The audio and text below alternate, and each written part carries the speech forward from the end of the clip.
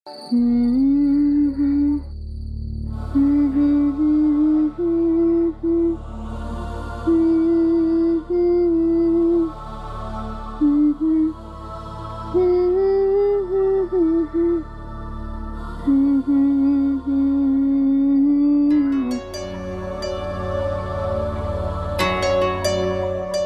जी रहुआ हम तो बस ना हमरा कुछो ना सुने के बा। पहले हमरा तू ई बतावा कि तू ई का हालत बना के रख ले बाड़ू। कैसन हालत चाची जी? हमरा बुझात नहीं खे। ढेर बना मत, हम सब जानत बानी तू का करत बाड़ू। अरे तू उहे आशा बाड़ू ना जो सुबह उठ के पानी पिए से पहले अपना मांग में सिंदूर डालत रहे। तू उहे आशा बाड़ू ना जेकरा खातिर ओकर सिंदूर ओकरा जिंदगियों से भी ज्यादा कीमती रहल। का भइल उ आशा के? आज वो आशा अपना मांग में सिंदूर काहे ना डाली? हाँ बोला ना, बोला आशा काहे सिंदूर ना लगैलू? और त और अबही जब तहार सास ननद तहरा के ताना मरली तब्बो तू मांग में सिंदूर ना धैलू। काहे आशा काहे? बोला। चाची जी दिमाग से निकल गई रहल। हमरा ई बात की तो बिल्कुल भरोसा नहीं खे कि हमार आशा इतना भुलक्कड़ होगी कि ऊ अपना मांग में सेनुरे डालब भूल जाई। बोला दुल्हन, बोला तहरा हमार सौगन दुल्हन, बोला का बात बा?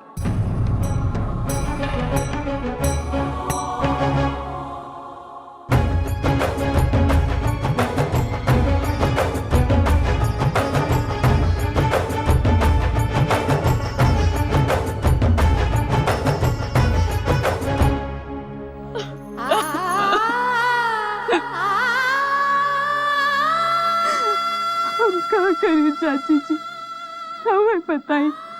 हम तो खाली अपन राम जी और सीता मैया के एक साथ देखे खाते अब से नूर छोड़ देती।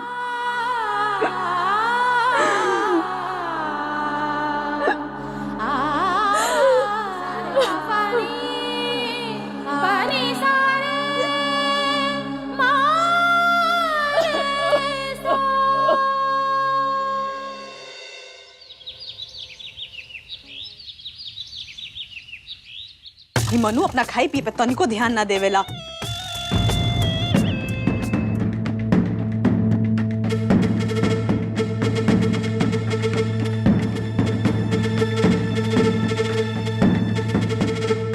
का भौजी का बात बा?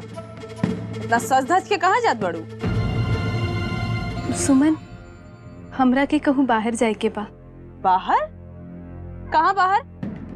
बाहर से कुछ लियावे के बता, इमरती से कहा लिया दी। ना सुमन ऐसन कोनो बात नहीं खे। वो का बात बा कि हमार माई के तबीयत ठीक नहीं खे तो हम माई के देखे जात बानी।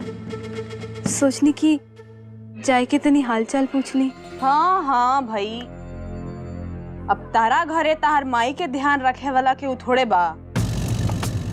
चलो कोनो बात नहीं खे, अब जाए खातिर तैयार होइए गइल बाड़ू तो जा मागी माई से पूछलू। हा ना सुमन बस हम अभी अम्मा जी लगे जात रही। ठीक बा ठीक बा, माई कहीं बाहर गइल बिया, बिया खातिर खरीदारी करे, वही तो हमरा खुदे बता दे।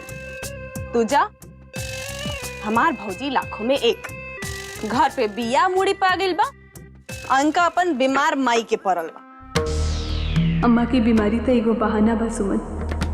हम तो चंदा के भेंट करे जात बानी।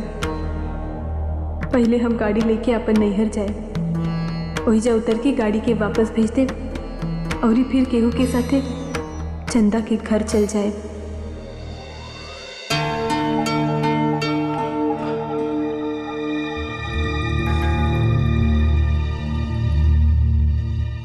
अरे माधव बाबू,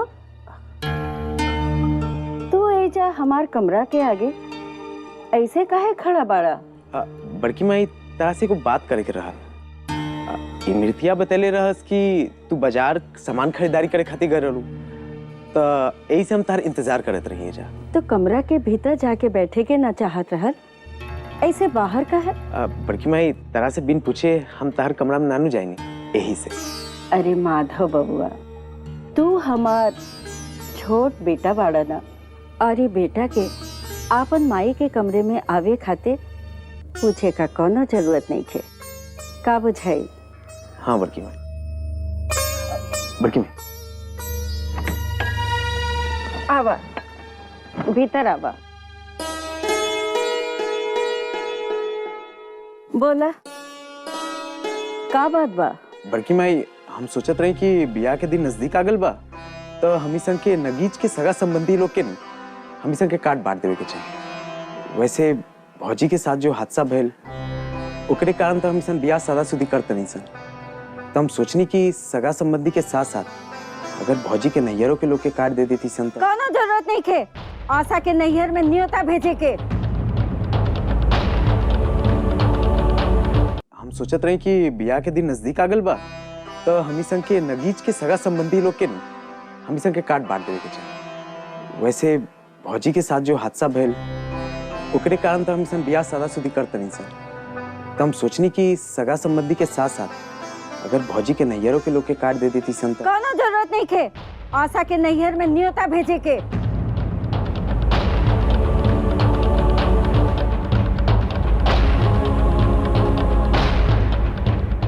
अरे तू सोचा, अब वो लोग का सोचे हैं कि उनकर बेटी के साथे इतना बड़का हादसा हो गया बा और हमने उनकरा के चिढ़ावे खातिर ब्याह में बुला रहल बानी सा।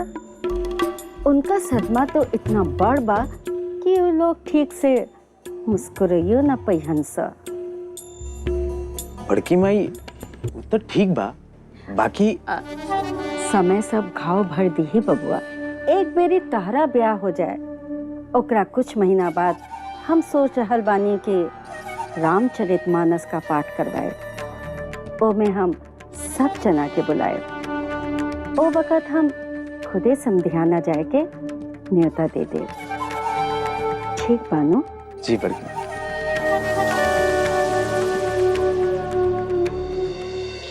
कुर्ता धोआ दी, एक को धोवाइए देता नहीं।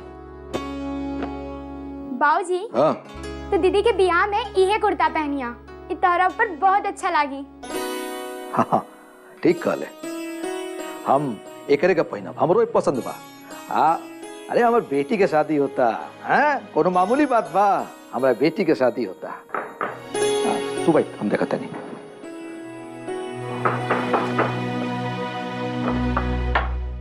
अरे छुटकी ठकुराई, आशा बहुरानी, आई आई अंदर आई। अरे देख तो आशा दीदी आई आई। अच्छा दीदी प्रणाम। रवा के एजा देख के हमरा के बहुत ही खुशी हो रहल बा। चंदा दीदी और हमार बहुत अरमान रहल कि रवा से भेंट करती।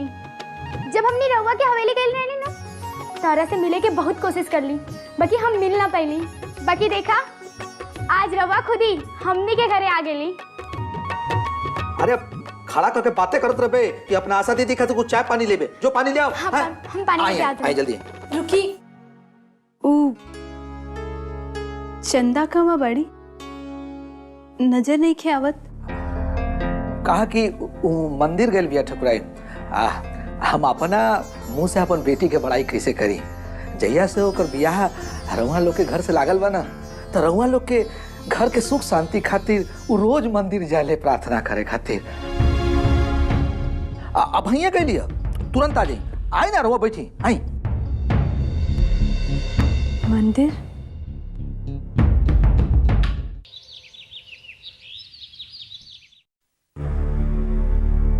इमरती तनी ठीक से सफाई करिया, बहुत पुरान चीज धरल बा एकरा में।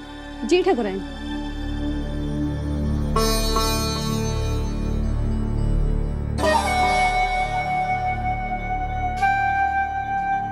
अरे ठकुराइन, ई कुल का ह? ई केकर कपड़ा हवे? एहिजा इतना छोट के बा?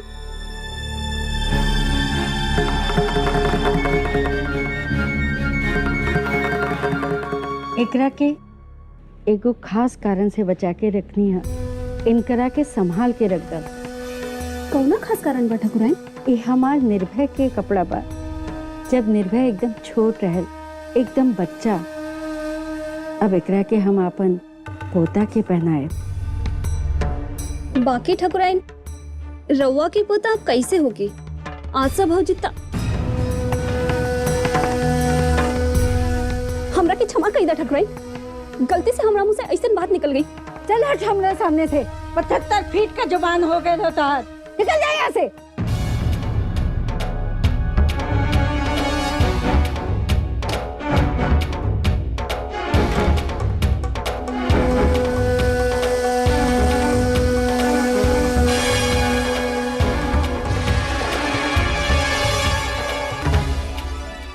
हमेशा अपन औकात से बढ़ के फिजूल का बात करेली। वैसे माई हमरा तो विश्वास नहीं क्यों कि इतना बरिस बाद भी हमारे बचपन के कपड़ा तू संभाल के रख ले बड़ू। संभाल के काहे न रखती? हमार पोता के न पहने के बादों बस एक बेरी चंदा के ब्याह हो जाएगा, ओकरा बाद जल्दी हमार अरमान पूरा हो जाए। हे भगवान, वो दिन अब बहुत नगीच बा जब हमार किस्मत बदल जाए। वो दिन के बाद हम पत्नी बन जाए, पतोह बन जाए, देवरानी और ही भौजाई बन जाए। हमरा के इतना सामर्थ्य दा भगवान कि हम इस सब कर्तव्य पूरा सम्मान से निभाएं। कृपा करके हर कदम पर हमरा के मार्ग दिखाई है।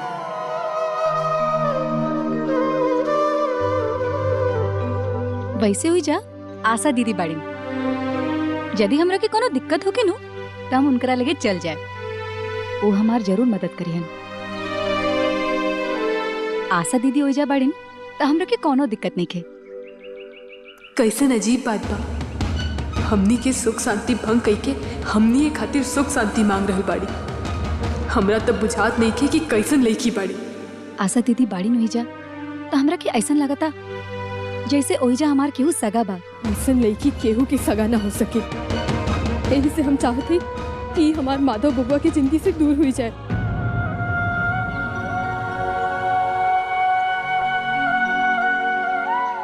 अरे बहनी, ए ले प्रसाद, भगवान तोहार सुहाग अमर रखे।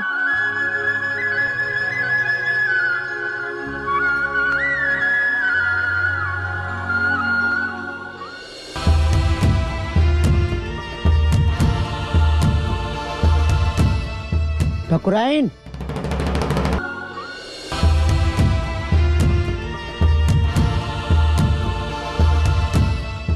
ठकुराइन,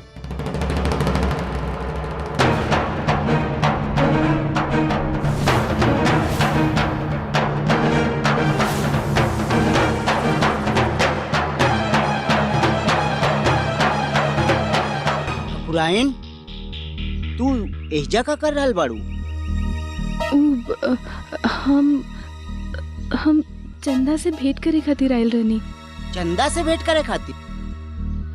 हाँ, ऐसे ही हम सोचनी कि जाए के तनी देख ली कि ओकरा घरी ब्याह के तैयारी कैसन चल रहल बा। आखिर हमार होए वाली देवरानी बाड़ीन नु, यही से सोचनी यदि कोनो जरूरत होगी तो जाए के मदद कर दी। तैयारी तो तोहरा घर में नु देखे के चाहिए ठकुराइन। तू एजा मंदिर में चला, हवेली चला, ना तो ठाकुर साहब के तो तू जाने लो नु।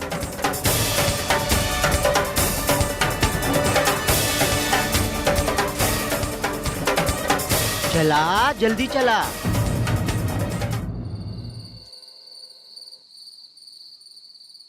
साचो हमरा तो विश्वास ही नहीं की होत कि आशा दीदी हमरा से भेंट करे खातिर ही जायल रहली। हाँ दीदी, वो भी अकेले। ऐसा लागत बा कि उनकरा के जरूर तोहरा से कोनो जरूरी बात करे के बा। जैसा हम उनका से कहनी है कि ते मंदिर गए बड़े, वो उल्टे पाँव तोरा से मिले खातिर मंदिर चल गई, एको सेकंड ना रुकले। तब वो काहे ना आइली हमरा से मंदिर में भेंट करे? वो सकला कोनो जरूरी काम याद आ गई हुई, यही सब बीच रास्ते से हवेली चल गई हम। राइट? चलो कोनो बात नहीं के। ब्याह के बाद तो उनकरा से तोहरा के भेंट हुई है जाई ना दीदी। तब तक ले उतार आशा दीदी से तहार जेठानी बन जाइए, बुझाइल? वैसे दीदी, एगो बात बताई, तू बहुते किस्मत वाली बानू कि आशा दीदी खुद ही हमनी के दुआरी तोहरा से मिले खातिर आईनी। वो तहार बहुते ध्यान रखी दीदी।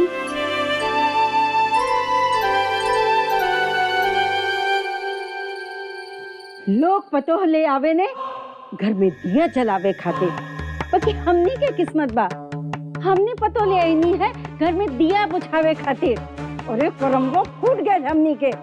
अरे तारा के चैन ना पड़ेला कि रोज रोज एको दया ड्रामा करेलू, कभी ई कभी ऊ, सब सुख चैन हेरा गए हमनी के। वाह वाह रे आदर्शवादी नारी, तू तो बड़ा संस्कारी हो नू। अब तो ये औरत झूठो बोले के सीख गई बड़ी माई। अपना महतारी के बीमारी का बहाना करके उस चंदा से मिला कर लिया। हम तो खाली चंदा से भेंट करे के चाहत रहनी। काहे?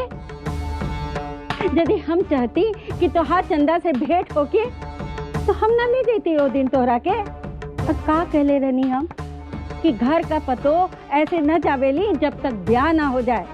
यदि चंदा से तोहरा के कुछो काम रहे तो घनश्याम से बता देवे के ना चाहत रहे। का कर रहे तो राम? का करी बोल ना।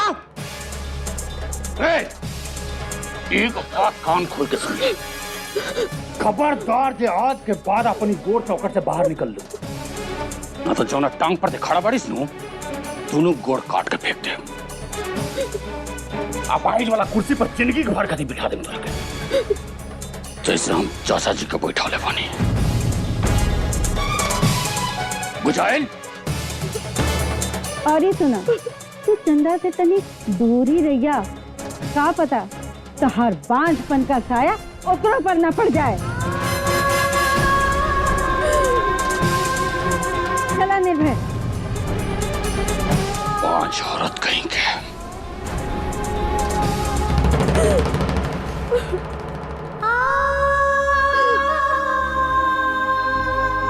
अब तक खाली हवेली की भलाई चाहत रही।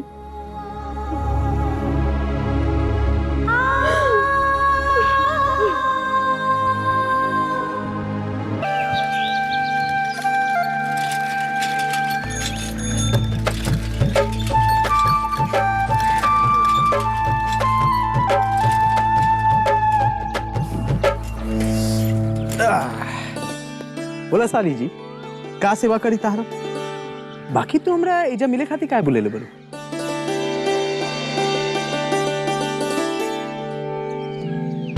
अरे तार दीदी कहाँ बड़ी हो? जीजा जी, तारा के मालूम बानू कि तहार बड़की माई तो ने दोनों जने के बियाह से पहले मिले से मना कर लिया। यही से दीदी ना आईली और हमरा के भेज देनी और रवा खातिर एगो चिट्ठी भेजनी है।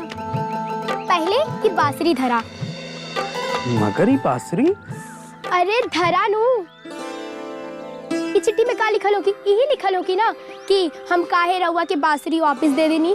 अब कुसुम तू चिट्ठी ले ले बरू, तब तुहे पढ़ के सुना देना। अरे हम कैसे पढ़ के सुनाई? इत तोहार और दीदी के बीच की बात ना। अब तारा से कैसन पर्दा कुसुम? तारा से थोड़ी कुछ छिपल बा। पढ़ा ना कुसुम, पढ़ा ना। अच्छा भाई सुना।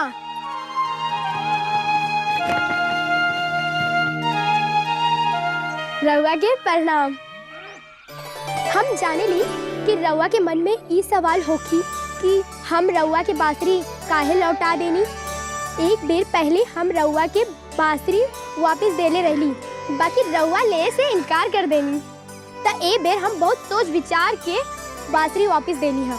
रउआ के मालूम बा कि हमने के बियाह में कुछ ही टाइम बचल बा।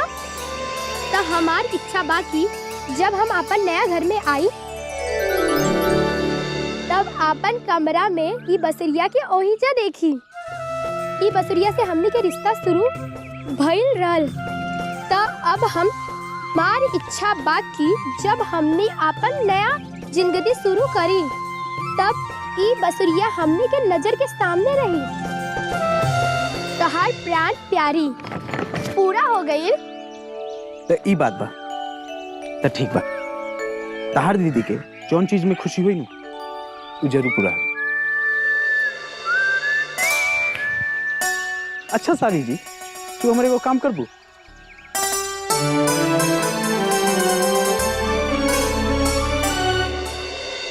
ई बिया ना हो गई जी के जंजाल हो गई। काम काम खाली काम, बाप रे बाप। वो तब जब मंदिर में बिया होगा था, कहीं अगर धूमधाम से होगी तो का हुई? अब आदमी की तो हालत खराब हो जाई, कहीं ही दुखा जाई। हम तो इकुल करत करत थक जाइला माई। हम सही कहता नहीं, हमरा से केहू कुछ कहो, हमरा से इकुल ना हो। अरे तनिका चुप कर ना। बक बक बक बक दिन रात बकर बकर करत रहेली। कबो मुंह तोर बंद होई कि ना? कपार दुखा गई हमार। अगर माटी का मुंह रही नू तो कब तक फूट गई। कितना समझानिया बकीना ये होके इमरती ए इमरती तनी देखा द्वारी पे के बा। सुमन दरवाजा खोल दा। 16 सिंगार करत होगी महारानी। घर में सब काम खाली हमरे करे के पड़ेला। अच्छा ठीक बात, जो इहो काम है वो कर दे।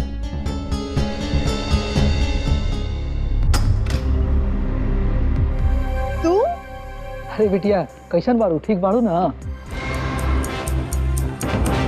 रउआ यही जा आई ना।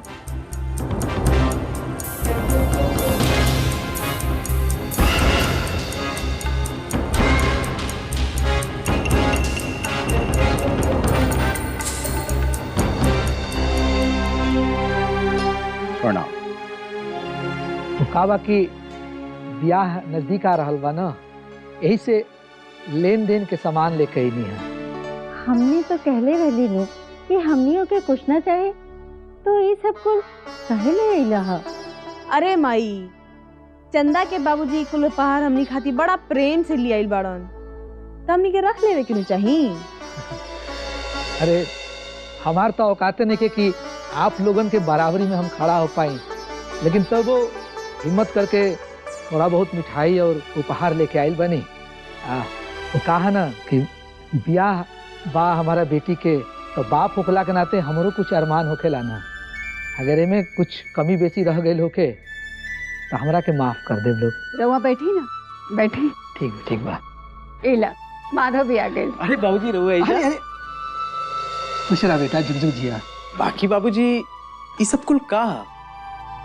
अरे भाई तेरा ससुराली से सामान आइल बा, तार बियाह हो खेला बा, अब सामान मान ले के आदत डाल लो। अरे सब करा कर कुछ ना कुछ आइल बा। अरे हाँ, हम तो भुला गए नहीं। ये वो खास उपहार है, एकरा में चूड़ी रखे के बक्सा बा। हमार बेटी एकरा के बनौलसी अपना हाथ से, खास आशा बेटी खातिर।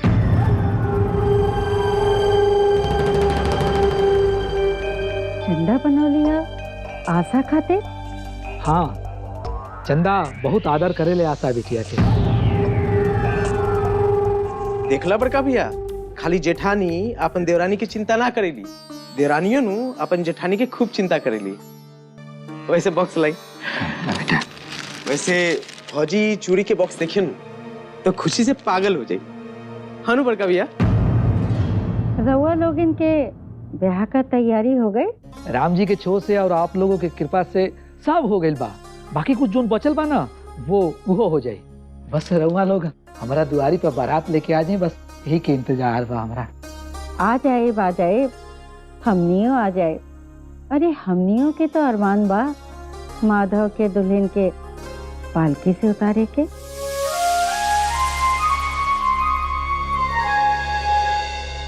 बड़की माई, हम भौजी के उपहार नु उनका दिखा देते नहीं। ठीक नु? प्रणाम बाबूजी। खुश रह।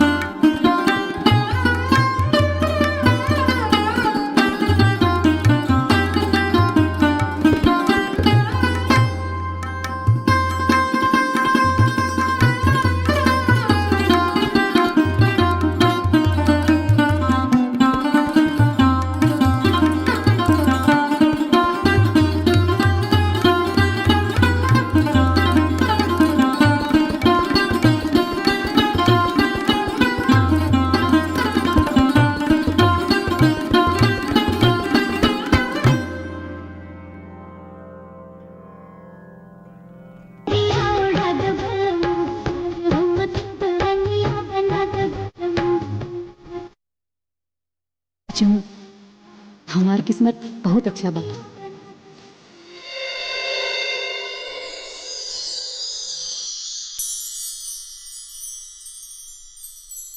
ई का बा बबुआ? अरे भौजी तू सवाल बहुत पूछे, पहले उपहार खोल के तो देखा एक अंदर का बा।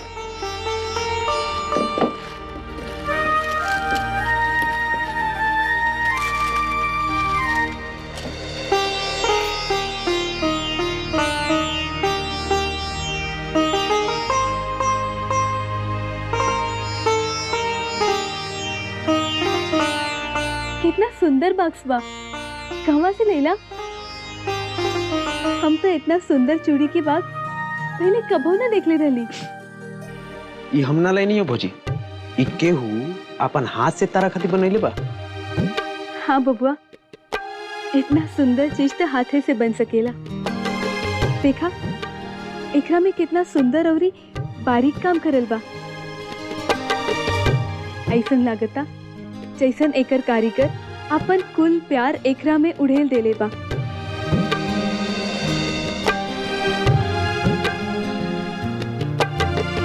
का भइल बबुआ, तू ऐसन काहे लजात बाड़ा? की बनोला से एकरा के?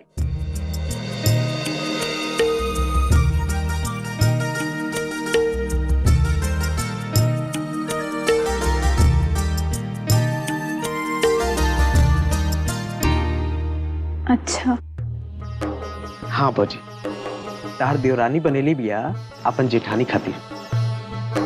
तारा पसंद आई लू?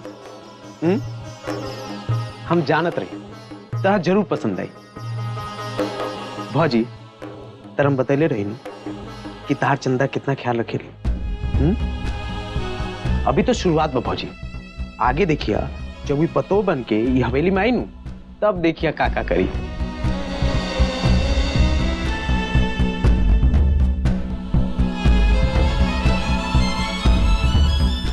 हमार किस्मत और हमार परिवार की किस्मत में का लिखल बा राम जी कि हम चाह के भी ही ब्याह के ना रोक पा रहल बानी।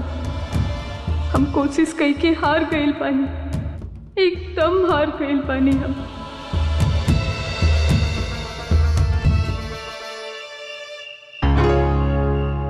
हाँ और ये लिखा बबनी, बाबूजी की दवाई रोज बिहान 7 बजे और फिर रात के 8 बजे। हाँ रोज सांझी के सूरज ढले से पहले सब्जी और हर शनिचर के किशोरी चाचा के यहाँ से याद से राशन ले आई है।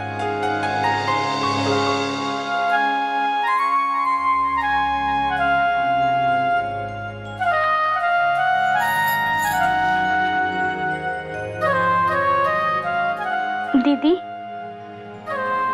तो ये सब कुल काम कैसे कर लेत बाड़ू अकेले? तहरा जाए के बाद पता नहीं हमरा से ये सब कुल काम होई कि ना होई।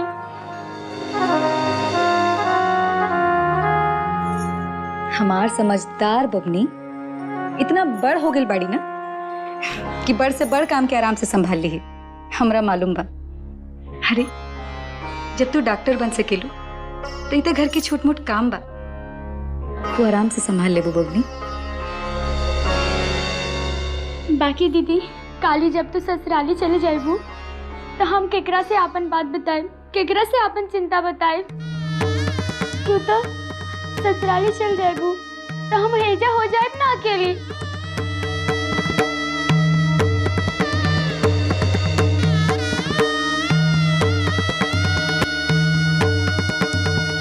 तो हम केकरा से आपन बात बताए, केकरा से आपन चिंता बताए? तू तो ससुराली चल जाइबू तो हम हेजा हो जाए ना अकेली।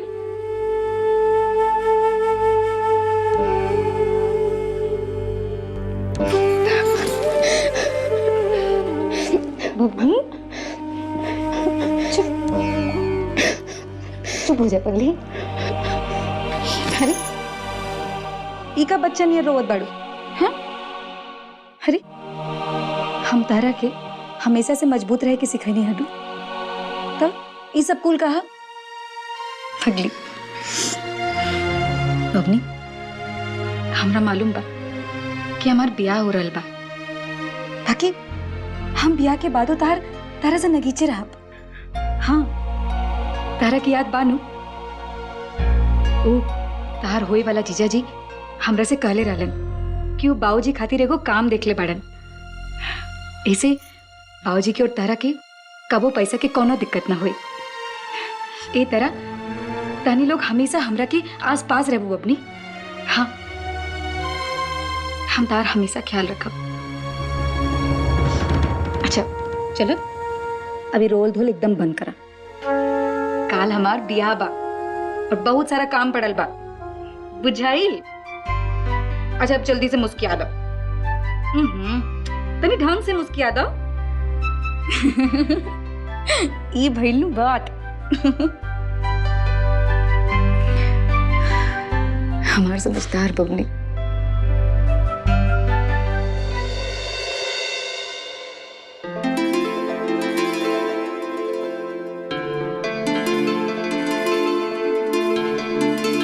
वाह, बढ़िया, बहुत बढ़िया।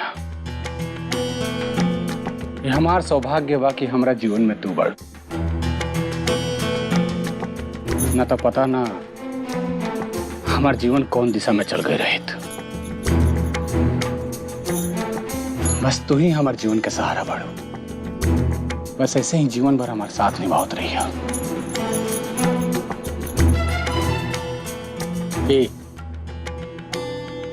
देखो ना, जैसे सीता मैया राम जी के साथे बाड़ी ना, बस वैसे ही तो जीवन भर हमारे साथ निभाइया। तू ही हवेली के शोभा बाड़ू। जब से ही हवेली में आयल बाड़ू ना, ये हवेली जगमगा गई बा।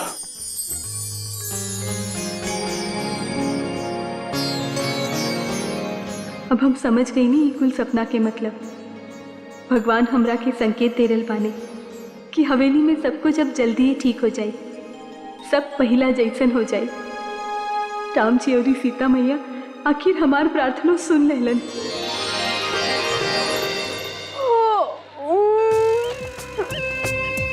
एक तो हमार नींद के झोंका होता और माई हमरा के वजह पता नहीं कौन काम में लगा देले बड़ी। तरह के केहू जबरदस्ती काम पे लगा देले बा का? हाँ एजा आराम फरमावे से अच्छा बा कि तू जाके अपन कमरा में सो जा। सुझाव तो बड़ी नीमन बा, लागत हमरा इहे करे के पड़ी। अरे देखा तनी अपन बहन के, हाँ कितना बेलज्ज बाड़ी। अरे शादी ब्याह का घर बा, एकरा के तनिको सौर नहीं के कि हमरा लगे रह के काम में हाथ बटावे। काम आई तारा तो खिसियाई में 2 मिनट ना लागेला, गोल्फर फुला ले दी।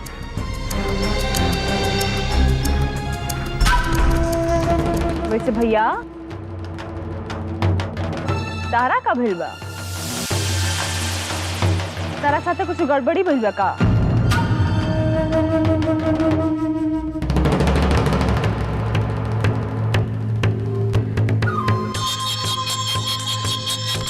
भैया भैया का बात बा?